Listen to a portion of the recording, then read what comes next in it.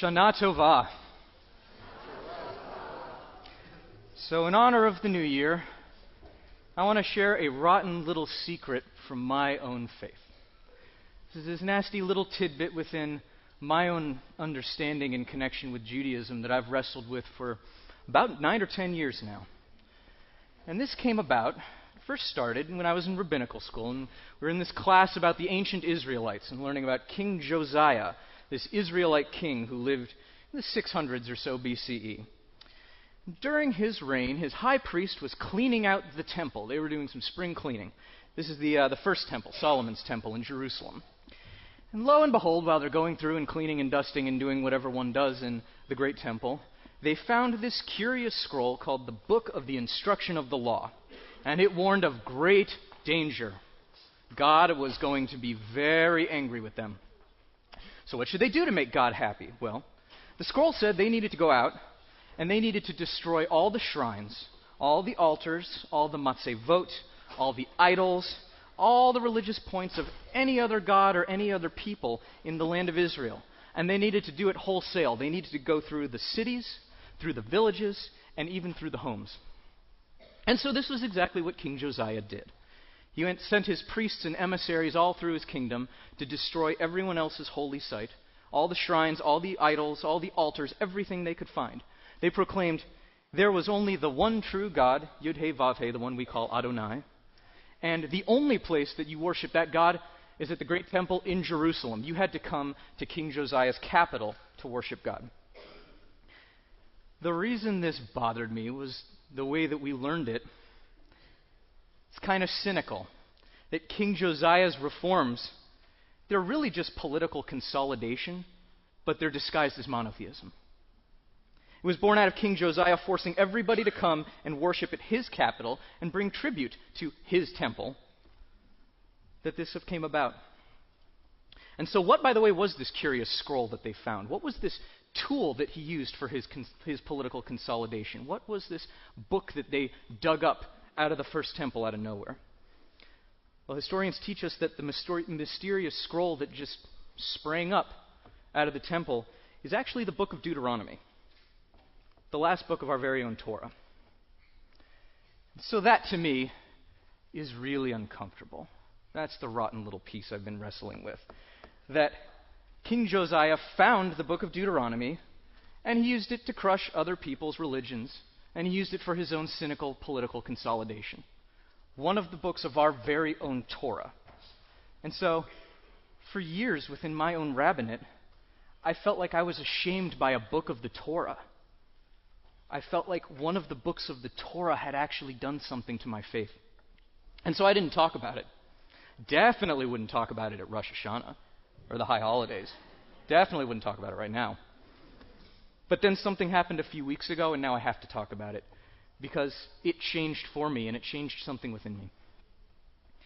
Now, it changed in it. So it wasn't Talmud, it wasn't some medieval rabbi. You all know that I love a lot of those rabbanim and sages, but it wasn't any of them. It wasn't anything from history, even. It wasn't any Jewish leader, for that matter. What changed it for me was our very country, our own society. Those were what changed. Think back a few weeks, if you will. In some ways, it's kind of hard to think back because of this sort of crazy-making 24-hour news cycle that we have, but come with me for just a moment in thinking back.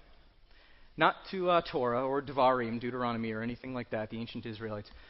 Come with me to the American South, and come with me to Charlottesville, Virginia. Charlottesville, a few weeks ago, a rally took place that brought together white nationalists, white supremacists, Confederate sympathizers, KKK, and other kinds of neo-Nazis. The emergence of these groups led to violence and street fights.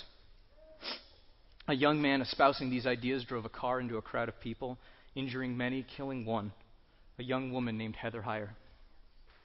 In the wake of that violence in Charlottesville, it's a quiet little town in the mountain. I don't know how many of y'all have been there. But there was a sentiment among people that something had changed.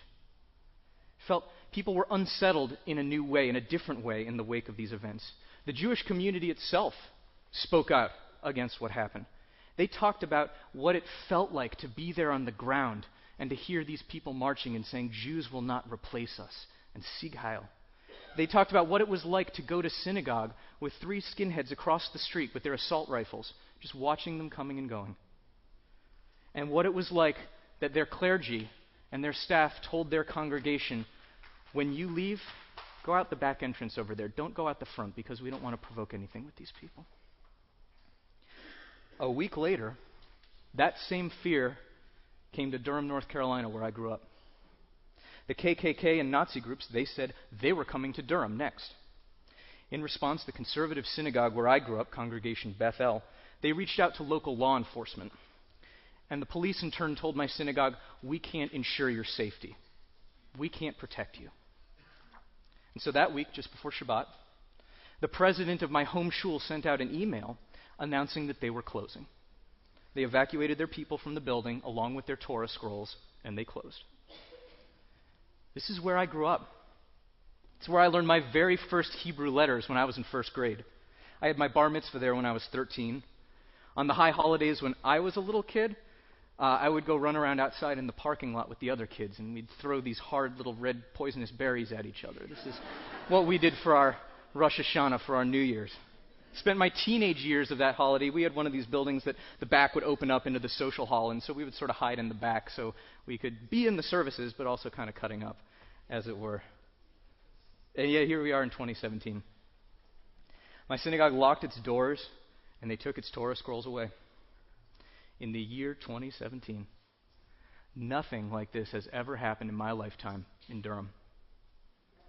And it made me think of the stories that my grandpa used to tell me when I was a kid. This is in the 90s. When he was getting ready to go away, leave home, go to college, he got a letter from the college he'd been accepted to, and they told him that he couldn't come because they'd actually reached their Jew quota already. And so his acceptance was revoked.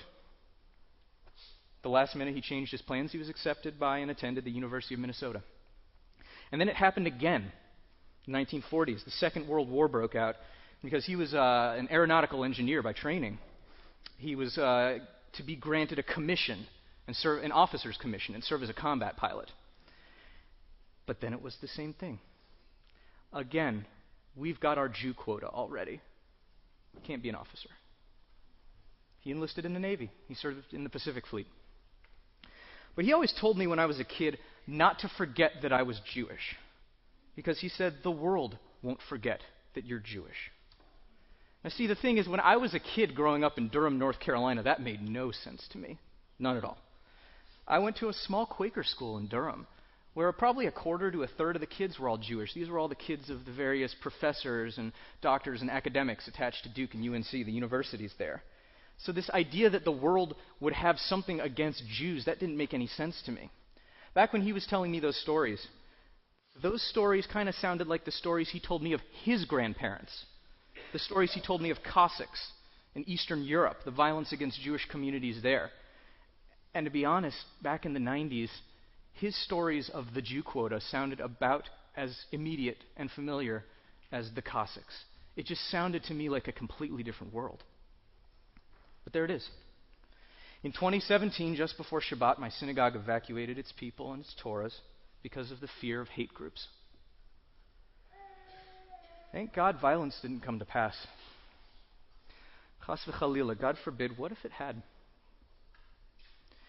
It's hard for me to even talk about it, but the hard thing is that it's also a horrifyingly regular part of Jewish history. That's the thing. Think about the great temples that stood 2,000 years ago in Jerusalem that are no more. Think of the great Talmudic academies of 1,500 years ago. Pumbedita and Nehardea. Nehardea was called the seat of the Holy Shekhinah, the seat of God's presence herself in the east. Today that area is called Fallujah, and it was destroyed in a couple of battles in the Iraq War. It was liberated from ISIS last year. Think, if you will, of the Jewish communities of Spain that lived in great harmony and peace with their Muslim neighbors. Think of all these rabbis and Hebrew poets of Cordoba. Rabbits and rabbis, I know, there's a tongue twister. But think of the rabbis for a moment, not the rabbits, of Cordoba. These were actually a lot of the rabbis who wrote our own liturgy, the liturgy that we have for Yom Kippur. And they were driven out. They were driven away by the Inquisition who were tortured or driven underground or driven across the Mediterranean basin. You can think of all the communities of Eastern Europe, some of these very, very traditional Haredi communities with the black hats who follow one Rebbe or another, named after these villages and these communities in Eastern Europe who are no more, that they were destroyed in the Shoah. See, the thing is, if you track this stuff long enough, the idea of evacuating Torah scrolls from Durham, it comes into a different kind of terrible focus. It takes you to a dark place. But hate didn't seize Durham. Baruch Hashem. I'm guessing that while most of you heard about Charlottesville, I'll bet many of you didn't hear about Durham, because those groups didn't actually show up in the end. They said they were coming, but never showed. I can't say why they didn't come, but I do want to voice my appreciation for those who showed up peacefully to oppose the hate rally. That night, after I got that email, I was on Facebook, and it was full of people I knew from grade school, from college, and they were all in the streets, all of them, to oppose hatred. My buddy from my 6th grade homeroom, Tim Scales. This guy from one of my high school bands, Johnny Henderson. Woman from my dorm, my sophomore and junior years of college, Malin Moran. They all turned out in the streets. None of them was Jewish, but they all turned out in the streets to oppose that kind of hatred. And I'm relieved, and I'm grateful for those who did show up to speak from our values. So now, what brought those hate groups to Charlottesville? Why was it that they said they were going to come to Durham, even though they didn't? What was the impetus behind all of that? And then what does any of this have to do with Deuteronomy? The neo-Nazis and the Klan and the white supremacists, all of them that showed up to Charlottesville, did so because the city and the University of Virginia were in talks to remove a statue of Confederate General Robert E. Lee. They threatened to come to Durham for the same reason, that there's a statue of Robert E. Lee that graces the Durham County Courthouse. A statue which was subsequently illegally torn down by college students from NC Central, a historically black college in Durham. There's a fight going on for the soul of the United States right now. Who is one of us? Who is a real American? Who is us and who's them on the outside? See, I believe that these statues represent more than the American Civil War or General Lee's command. And I say this as a native son of the South, a son of North Carolina. Those statues represent a vision of American society. They're not about history, and they're not about memory, I don't believe. They're staking a claim on the future. And it's a future that I do not support, and that does not speak to our values. And they're like Deuteronomy in another way, too, actually. They assert this veneer of authenticity, of history, that actually isn't true. It's false. It's not historically correct. Deuteronomy wasn't written while the people were wandering in the desert with Moses toward the last days of his life. Deuteronomy was pulled out of the first temple. We know it came later on. It wasn't when the people were wandering. It came from when the people were already in the land and they had established a kingdom and the great temples. That was when Deuteronomy came about, even though it says it's from before. And the statues of Lee didn't go up during the American Civil War, or even during the aftermath of the Civil War. The statues of Lee were constructed during Jim Crow in the early part of the 20th century. They were put up decades later. They were put up intentionally to stake a claim on the future, bearing the authenticity of the past. This taught me something profound about Deuteronomy, and Deuteronomy taught me something about our country today. All those religious sites, the shrines, the monuments, the matzevot that we get in Deuteronomy, the ones that King Josiah tore down, to bring together the ancient Israelites, they had to come down. King Josiah saw beyond. He had a greater vision. He saw beyond the conflicts of the 12 tribes, the warring between Binyamin, Asher, Gad, Ephraim, and Manasseh. He saw beyond the war between the southerners and the northerners of Judah and Israel, the respective kingdoms. King Josiah had a vision that was greater than that, and King Josiah had a vision of an Israelite nation. It reminded me of when I was on the cross-country team in high school. We used to run through the woods of Duke Forest, this set of land that was managed and cared for and curated by researchers from Duke's Environmental School. And there's a section of forest, I remember this one year, that the researchers razed in a controlled burn. Burned it down, intentionally. I remember that season in cross country, running past that one section that was carefully raised and seeing this black landscape with these blackened spires of these remaining trees that stood, that were burned. But then the next year, the next season in cross country, we ran through, and what did we see? It was green. There were shoots. There were buds. There were flowers coming up from this landscape. There were squirrels and there were birds. The land was growing. I think that these researchers from Duke's Environmental School, they had the vision and the faith of King Josiah, that they had to clear away what had been there in order to give life to what could be. And maybe it's the story of what we're in right now as we struggle for the soul of the American future. Don't misunderstand me. I would pray for a minimum of upheaval or instability or any kind of violence in this struggle for the American soul. But that kind of deadwood of identity had to be burned out of Duke Forest and perhaps torn off of the Durham County court steps. Perhaps we do need to take stock and clear away what prevents us from growing as an American people. So now here's a question. What do you do with those artifacts, with the statues? What do you do with an object that means too much to get rid of, but too much to keep? What do you do with an object that has no home and no proper place, no correct usage in that way? We're actually going to return to that question on Yom Kippur. For Yom Kippur, though, we're not going to be talking about these stone statues of Confederate General Robert E. Lee. We're actually going to be looking at it through this little stuffed animal, this small stuffed dog named Bugsy. Stay tuned.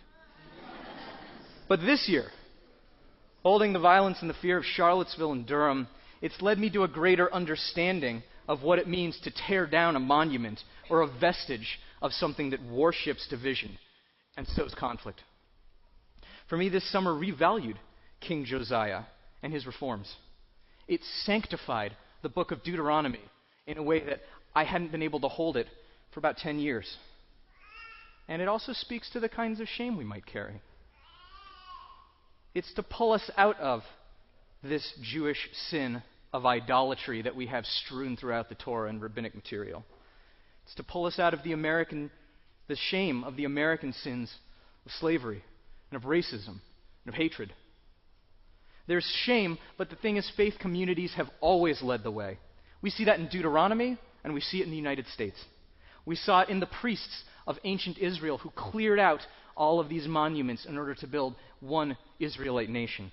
And we saw it in the leaders of faith communities who came together from so many different traditions in the wake of Charlottesville to protest and to give voice against that kind of hatred. And as it turns out, as Jews, we are particularly well equipped for this moment. You know, we're the children of Abraham, right? This sounds familiar to people. I see some heads nodding along. We're the children of Abraham. But if we take that seriously, if we believe that, we're also the grandchildren of Terach, Abraham's father, the famous idol maker. But we do have the religious and cultural DNA of Abraham. He's the one who tore down his father's idols, these idols of Tmol Shil Shom, of days long ago. Let us not commit to an American identity based on fear and of hatred, of division, worshiping a certain kind of conflict between us. Let us envision an American society based on our highest values, our compassion, and our love. I mean, it's a lofty project. It's probably more than 57, 78, to be honest. But it can start here. It may take decades and it may take centuries. It may be fraught with conflict, but it can start here. On this Rosh Hashanah, this day of the rebirth of the world, I'm actually feeling a great renewal of faith. I have faith in us, who are the grandchildren of Terach the idol maker, and the children of Abraham, the one who tears down idols. I have faith in us, the Israelites, the people who came together from Deuteronomy, from these 12 tribes that were at war with one another, that we became one Israelite nation. You see, it's the reason we're even here in this room today. It's the reason we've endured and we've survived as Jews, is because we were able to come together as one Israelite nation. And this Rosh Hashanah, I have a renewed faith in all of us in this room, all of us who are in our Jewish communities, and us as people, as citizens of the United States of America. It will be hard, but you must act. You may have to act much like my Facebook friends in Durham did, and show their support and speak against hatred. You may have to act in the way that Julie Silver did, that in the wake of Charlottesville, she got a plane ticket and flew right there to support that community. You may have to act. But I have faith in what it is that we can build in place of those idols and those monuments in 57, 78, in the years and the decades and the centuries to come. In the words of Maimonides, Ani ma'amin be'emunah shlema, I believe with a perfect faith, in fact, in what it is that we can build together, with action, with understanding, with compassion, and with love. Shana Tova.